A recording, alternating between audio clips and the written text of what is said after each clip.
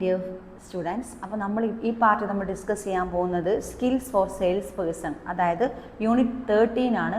Unit 12 നമ്മൾ എത്തിക്സിനെ പറ്റിയിട്ടാണ് നമ്മൾ ചർച്ച ചെയ്തത്. ഈ ഒരു യൂണിറ്റിൽ നമ്മൾ ചർച്ച ചെയ്യുന്നത് സ്കിൽസ് ഫോർ സെയിൽസ് പേഴ്സൺ, അതായത് ഒരു സെയിൽസ്മാന് വേണ്ട സ്കിൽസ് എന്തൊക്കെയാണ്. നമ്മൾ ഫസ്റ്റ് ആ ഒരു പേഴ്സണൽ സെല്ലിംഗ് ഉണ്ടല്ലോ, നമ്മൾ ഫസ്റ്റ് യൂണിറ്റിൽ 186 നമ്മൾ ഡിസ്കസ് ചെയ്തതാണ് പേഴ്സണൽ സ്കില്ലിനെ പറ്റി. അതിൽ ഒന്നാമത്തെ ഒബ്ജക്റ്റീവ്സ്, അതായത് skills four sales person, objectives and introduction, listening skills and communication skill and problem solving skill. And ഇതിലുള്ള ഇൻട്രൊഡക്ഷൻ ആണ് വായിക്കുന്നത്. അത് നമ്മുടെ ചാപ്റ്റർ യൂണിറ്റ് 13 ആണ്.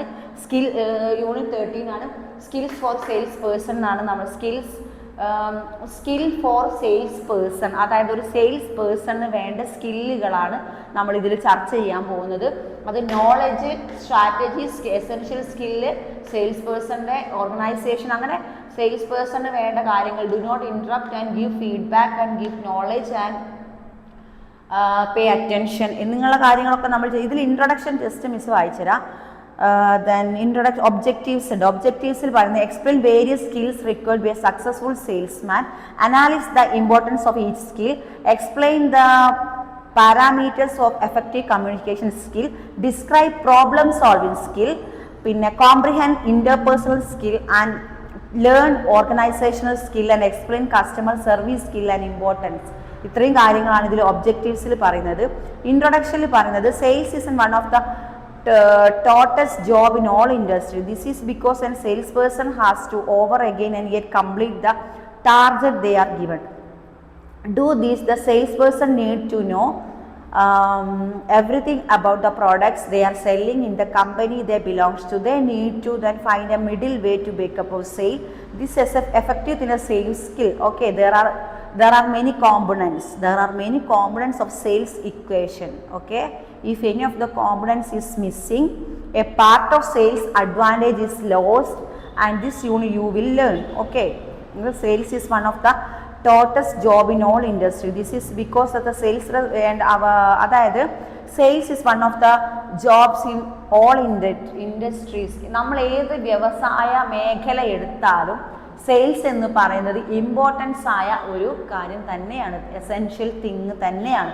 കാരണം സെയിൽസ് ഇല്ലാതെ നമ്മളെ ഈ ഒരു പ്രത്യേകിച്ചും നമ്മുടെ രാജ്യം നമ്മുടെ ഇന്ത്യയിൽ സെയിൽസ് ഇല്ലാതെ അതൊരു എസെൻഷ്യൽ തിങ്, അല്ലെങ്കിൽ അതൊരു എന്താ പറയുക, ബേസിക് തിങ് ആയിട്ട് മാറിയിട്ടുണ്ട്, അല്ല ആസ്പെക്ട്സ് ആയിട്ട് മാറിയിട്ടുണ്ട്. കാരണം എന്തെടുത്താലും സെയിൽസ് ഇല്ലാതെ ഒന്നും നടക്കുന്നില്ല. നമ്മുടെ ഇന്ത്യ, നമ്മുടെ ഭാവിയൊക്കെ മുന്നോട്ട് പോകണമെങ്കിൽ നമ്മുടെ ഗവൺമെൻറ്റിന് സെയിൽസ് അത് ഭയങ്കര ഇമ്പോർട്ടൻ്റ് ഒരു ഘടകം തന്നെയാണ്. അത് വ്യവസായത്തിലാണെങ്കിലും എന്തിലാണെങ്കിലും അല്ലേ, പൊളിറ്റിക്സിലും.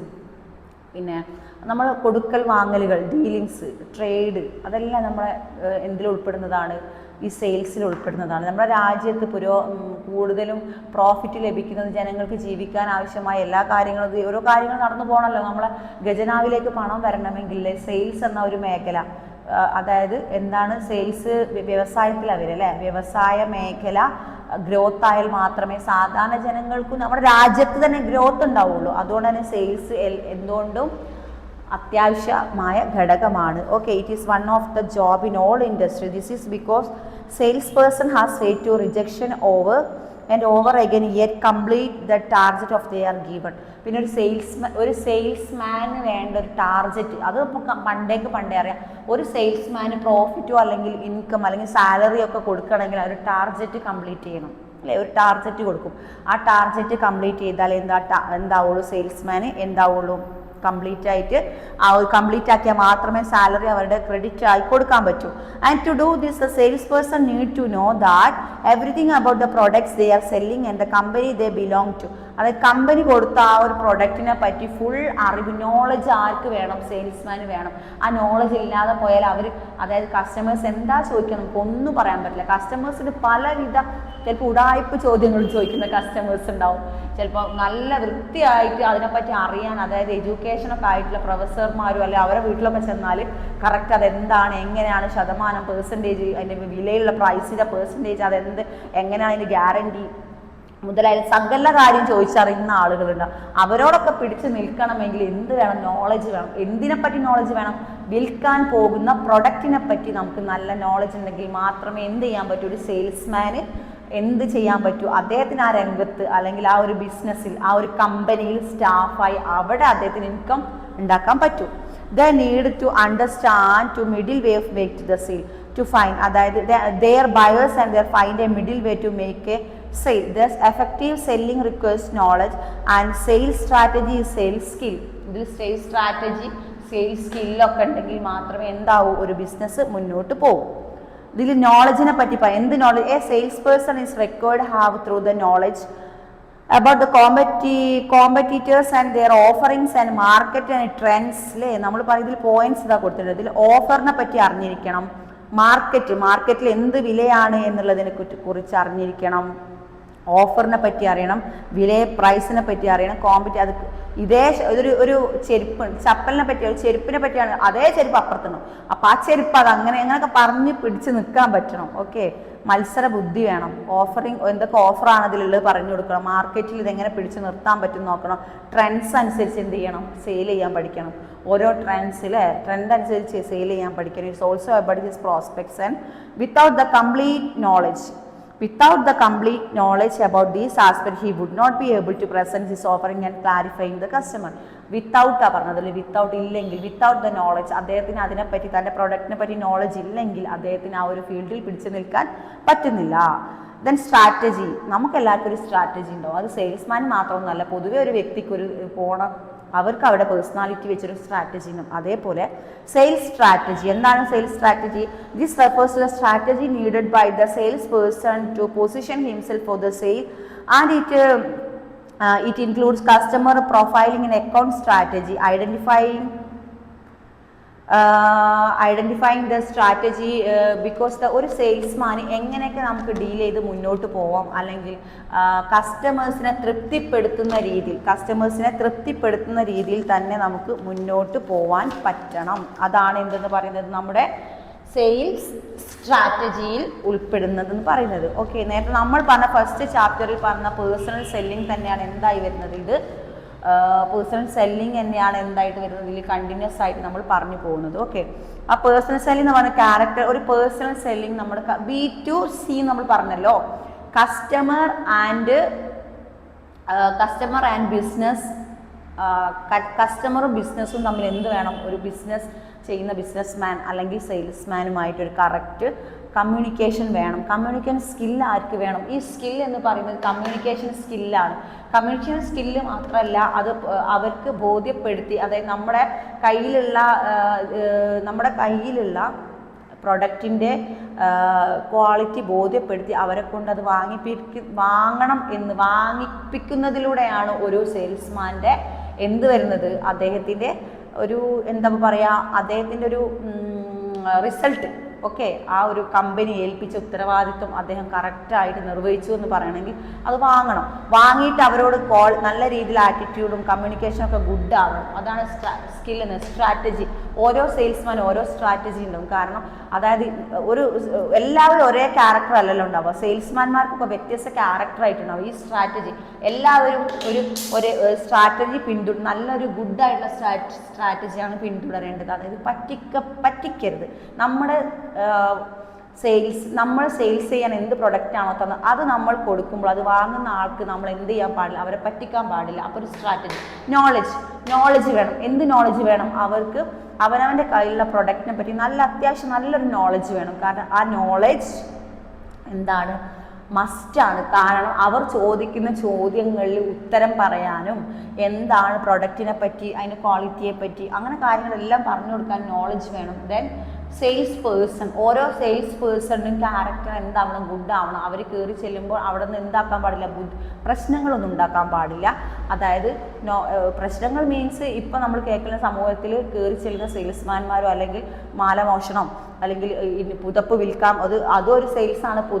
അന്യ സംസ്ഥാനക്കാരും സെയിൽസിന് ഇറങ്ങിയൊരു കാലഘട്ടമാണ്. അവർ പുതപ്പായിട്ടും പല സംഭവങ്ങൾ വീടുകൾ കയറി ഇറങ്ങുന്നു. അപ്പോൾ ചിലപ്പോൾ വാട്സപ്പിൽ മെസ്സേജ് കാണാൻ പറ്റും, ഇതര സംസ്ഥാനക്കാർ ഇറങ്ങിയിട്ടുണ്ട് പുതപ്പ് വിൽക്കുന്നവർ. അപ്പോൾ അവരെന്ത് ചെയ്യാൻ പാടില്ല, പുതപ്പ് വിൽക്കുന്ന അവരെ നമ്മൾ വിശ്വസിക്കാൻ പാടില്ല, ശ്രദ്ധിക്കണം. അവർ വീട്ടിൽ മോഷ്ടാക്കളാണെന്നൊക്കെ പറഞ്ഞിട്ട് ന്യൂസുകൾ നമ്മൾ കാണുന്നതാണ്. അതുകൊണ്ട് എന്താണ്, നമ്മൾ സെയിൽസ് പേഴ്സണെ പറ്റി ഒരു ജസ്റ്റ് ഒരു കോമൺ സെൻസ് വേണം, ഒരു ബോധം വേണം. ആരാണ് വരുന്നത്, ഇവർ നമ്മുടെ രാജ്യക്കാരാണോ, ഇവർ ഒരു കോമൺ ആയിട്ട് സംസാരിക്കുന്നത് ഏത് ഭാഷയാണ്, മലയാളമല്ലല്ലോ, അങ്ങനെയൊക്കെ ചിന്തിച്ച് സെയിൽസ് പേഴ്സൺ വരുന്ന ആളെ പറ്റിയിട്ട് ജസ്റ്റ് ഒരു കോമൺ സെൻസ് ഉപയോഗിച്ചിട്ട് എന്ത് ചെയ്യണം, ജസ്റ്റ് ഒന്ന് അറിഞ്ഞിരിക്കണം എന്നാണ് പറയുന്നത്. ജെൻസ് ഓർഗനൈസേഷൻ, അതായത് ഇവർ ഓർഗനൈസേഷൻ കമ്പനീസിനെ പറ്റിയാണ് പറയുന്നത്. ഓരോ ഓർഗനൈസേഷനാണ് ഓരോ സെയിൽസ്മാൻമാരെ പുറത്തേക്ക് ഇറക്കുന്നത്. നേരത്തെ പറഞ്ഞല്ലോ, സെയിൽസ്മാൻമാർ ഇറങ്ങുമ്പോൾ തന്നെ ഒരു ബൗണ്ടറി നിശ്ചയിച്ച് കൊടുക്കും, അവർക്ക് എക്സ്പെൻസ് കൊടുക്കും. ഈ ഓർഗനൈസേഷനാണ് അവർക്ക് എക്സ്പെൻസ് കൊടുക്കുന്നതും അവരെ ബൗണ്ടറി നിശ്ചയിക്കും. ഇതിനൊക്കെ ഓർഗനൈസേഷൻ അതോറിറ്റീസ് ഉണ്ടാവും. ദെൻ അവർക്ക് അതിന് താഴെ ആരുണ്ടാവും, അവരെ നോക്കാനുള്ള മാനേജേഴ്സ് ഉണ്ടാവും. അതിനും താഴെ സെയിൽസ്മാൻമാരുണ്ട്. അപ്പോൾ ഈ സെയിൽസ്മാൻമാരെ നോക്കാൻ മുകളിൽ 2-3 കാറ്റഗറിയിലുള്ള ആൾക്കാരുണ്ട്. അപ്പോൾ ഈ അതോറിറ്റി എന്ത് ചെയ്യും, ഇവരെ ഓരോ ഭാഗത്തേക്ക് വിടുമ്പോൾ അവർ പറഞ്ഞു കൊടുക്കേണ്ട ഈ ഓർഗനൈസേഷൻ അവർക്ക് എന്ത് കൊടുക്കും, കറക്റ്റ് ഇത് വഴി പറഞ്ഞു കൊടുക്കും. അത് അവിടെ അങ്ങനെ ചെയ്യണം, ഇങ്ങനെ വഴി മീൻസ് അവർ ചോയ്സ് ചെയ്ത് കൊടുക്കും. അവർ ചെയ്യേണ്ട കാര്യങ്ങളെക്കുറിച്ച് കറക്റ്റ് ഒരു മോട്ടിവേഷൻ ലെവൽ ക്ലാസ്സോ അല്ലെങ്കിൽ അവരിങ്ങനെ അങ്ങനെ, കാരണം ബിഹേവിയറിലോ ആറ്റിറ്റ്യൂഡൊക്കെ ശ്രദ്ധിക്കണം. നമ്മുടെ കസ്റ്റമർക്ക് ശല്യമാവാത്ത രീതിയിൽ അല്ലെങ്കിൽ അത്രയും നല്ല ഗുഡായി നമ്മളോട് സ്നേഹം തോന്നണം. കാരണം അതൊരു ലോങ് ടേം റിലേഷൻഷിപ്പിലേക്കാണ് പിന്നെ പോവുക. നല്ലൊരു പെർമനൻറ്റ് കസ്റ്റമറായി മാറുന്ന രീതിയിൽ ആണ് പ്രസൻറ്റ് ചെയ്യേണ്ടതെന്ന് ആരാണ് പറയുന്നത്, organisation. That is the point of organisation. പിന്നെ ഡു നോട്ട് ഇന്റർപ്രറ്റ്, അതായത് എന്ത് ചെയ്യാൻ പാടില്ല, അവർ എന്തെങ്കിലും കാര്യങ്ങൾ വിശകലനം ചെയ്യുമ്പോൾ നമ്മൾ അവരെ തെറ്റിദ്ധരിപ്പിക്കാനൊന്നും പാടില്ല. തെറ്റിദ്ധരിപ്പിക്കാൻ മീൻസ് എന്താണ് നമ്മുടെ കയ്യിലുള്ള പ്രോഡക്റ്റിൻ്റെ ക്വാളിറ്റി കറക്റ്റായിട്ട് അവരെ പറഞ്ഞ് മനസ്സിലാക്കണം.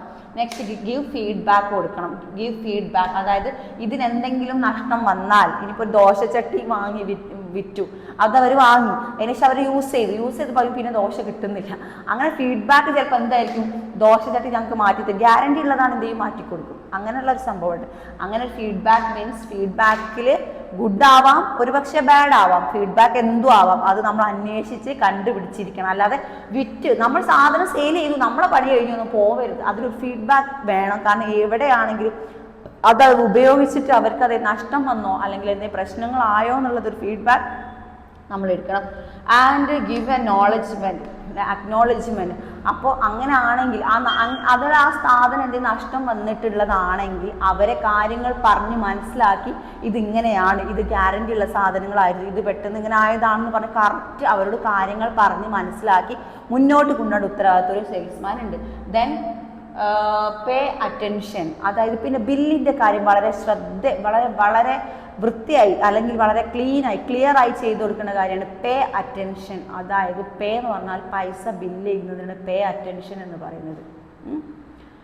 ബില്ല് പേ ചെയ്യുന്നതിനെയാണ് എന്തെന്ന് പറയുന്നത്, പേ അറ്റൻഷൻ. അതായത് അവർ നമുക്ക് ബില്ല് പേ ചെയ്യുമ്പോൾ അതിൻ്റെ കറക്റ്റ് പ്രൈസ് അല്ലെങ്കിൽ അതിൻ്റെ ക്യാഷ് കാൽക്കുലേഷൻ ചെയ്ത് അത് കൊടുക്കുക, അത് തിരിച്ചു വാങ്ങുന്നതിലൊക്കെ കറക്റ്റ് അറ്റൻഷൻ കൊടുക്കണം.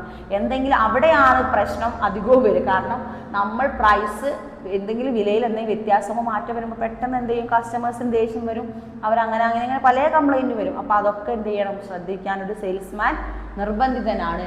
Next give feedback and give acknowledgement, pay attention, interpret and organisation, salesman essential skills and strategy and knowledge. ഇത്രയും കാര്യങ്ങൾ ഒരു സെയിൽസ്മാൻ നിർബന്ധമാണ്. അപ്പോൾ നമ്മൾ സ്കിൽ ഫോർ സെയിൽസ് പേഴ്സൺ, ഒരു സെയിൽസ് പേഴ്സൻ്റെ സ്കില്ലാണ് പറയുന്നത്. നെക്സ്റ്റ് ഒരു പേഴ്സണൽ സെല്ലിങ് ഒരു സ്കില്ല് തന്നെയാണ്. അതായത് ഓരോ വ്യക്തിയും സെല്ല് ചെയ്യുമ്പോൾ അവർ പിന്നെ എങ്ങനെയൊക്കെ സെല്ല് ചെയ്യണം, എന്തൊക്കെ ചെയ്യണം എന്നുള്ളതൊക്കെ പറയുന്നത്. എങ്ങനെ അവർ പേഴ്സണൽ സ്കില്ലിങ്ങിന് കുറേ ക്യാരക്ടേഴ്സും നേച്ചേഴ്സും B2B ഇതും B2C കമ്മ്യൂണിക്കേഷൻ സ്കില്ലും ആറ്റിറ്റ്യൂഡ് സ്കില്ലും ദെൻ ഓപ്പൺ മൗത്ത് എന്നൊക്കെ പറഞ്ഞിട്ട് കുറേ ഒരു ടെക്നിക്കൽ വേർഡ് ഉപയോഗിച്ചിട്ടൊക്കെ നമ്മൾ പറഞ്ഞതാണ്. അതാണ് ഈ ഒരു ചാപ്റ്ററിൽ പറയുന്നത്. നെക്സ്റ്റ് യൂണിറ്റ് 14 നമ്മൾ ഡിസ്കസ് ചെയ്യാൻ പോകുന്നത്. യൂണിറ്റ് 14 ഡിസ്കസ് ചെയ്യുന്നത് 1 to 14 വരെയുള്ള ആ ഒരു യൂണിറ്റ്സിൽ നമ്മൾ എന്തൊക്കെയാണോ ഫോളോ ചെയ്ത് വന്നത് അല്ലെങ്കിൽ കവർ ചെയ്ത് നമ്മളെല്ലാം അത്യാവശ്യം കവർ ചെയ്ത് പോകുന്നു. അപ്പോൾ ഓരോ പോയിന്റും അനലൈസ് ചെയ്യുന്നതാണ് ലാസ്റ്റ് യൂണിറ്റ് ആണ് യൂണിറ്റ് 14. യൂണിറ്റ് 14 പ്രധാനമായും പറഞ്ഞ പേഴ്സണൽ സെല്ലിങ്ങിൻ്റെ കാര്യങ്ങൾ പറയുന്നുണ്ട്.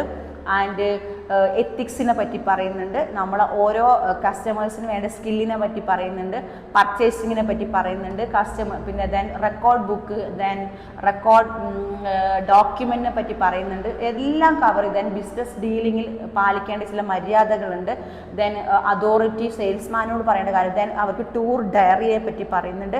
ഇങ്ങനെ ഓരോ യൂണിറ്റിലും കവർ ചെയ്ത് പോകുന്ന ഓരോ യൂണിറ്റ് വൈസ് വരുമ്പോൾ 1 to 14 വരെ നമ്മൾ ആ ഒരു കവർ ചെയ്ത് വരുന്ന മൊത്തത്തിലുള്ളതാണ് യൂണിറ്റ് 14. നമ്മുടെ ഈ ബ്ലോക്കിലെ ലാസ്റ്റ് ചാപ്റ്ററാണ് യൂണിറ്റ് 14. യൂണിറ്റ് 14 പേഴ്സണൽ സെല്ലിങ്ങിലെ nature and scope, characteristics, features, essential features, personal skill and പിന്നെ ഇതേ കാര്യങ്ങളും പിന്നെ record book and confidential book, അവിടെ ടൂർ ഡയറിയിൽ വരെ ഉൾപ്പെടുത്തിയിട്ടുള്ളത് വരെ എന്ത് ചെയ്യുന്നു നമുക്ക് അതിൽ കവർ ചെയ്തിട്ടുണ്ട്. ആ 1 to 13 വരെയുള്ള ചാപ്റ്റേഴ്സിൻ്റെ റിവൈൻഡും അതെല്ലാ കാര്യങ്ങളുമാണ് നമ്മൾ 14 എന്ന ചാപ്റ്ററിൽ നമ്മൾ ഇൻക്ലൂഡ് ചെയ്തിരിക്കുന്നത്. ഓക്കെ.